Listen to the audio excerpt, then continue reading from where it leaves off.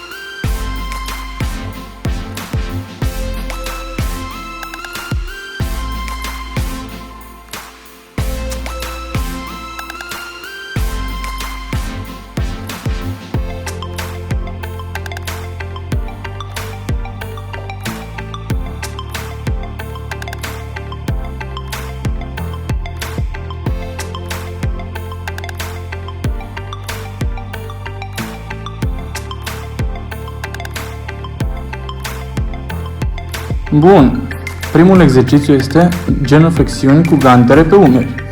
Am două gantere de 10 kg și voi executa câte 20 de repetări.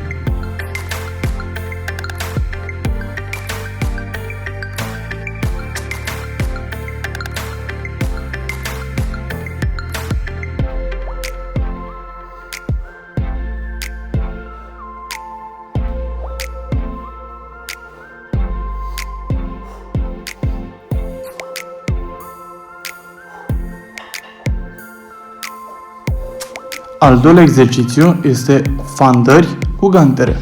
Fac 10 repetări pe un picior, după care 10 repetări pe celălalt picior.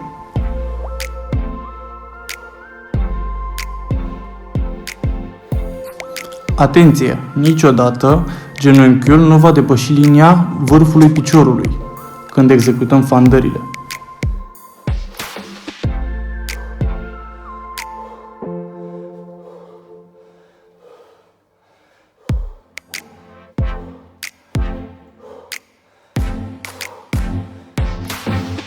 Exercițiul cu numărul 3 este îndreptări cu gantere sau îndreptări românești cu gantere.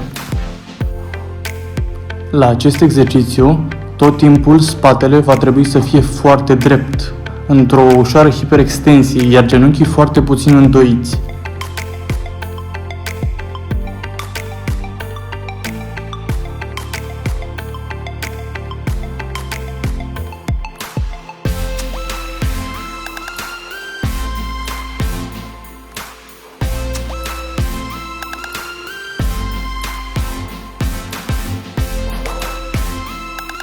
Și ultimul exercițiu, ridicări pe vârfuri cu gantera. La acest exercițiu voi face câte 15 repetări pe fiecare picior.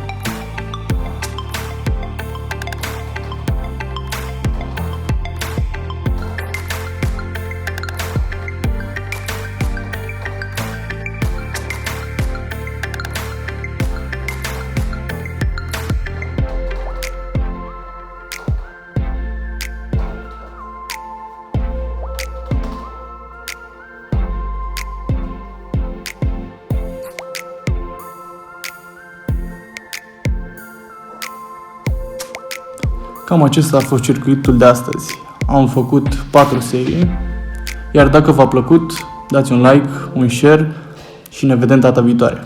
Pa, pa!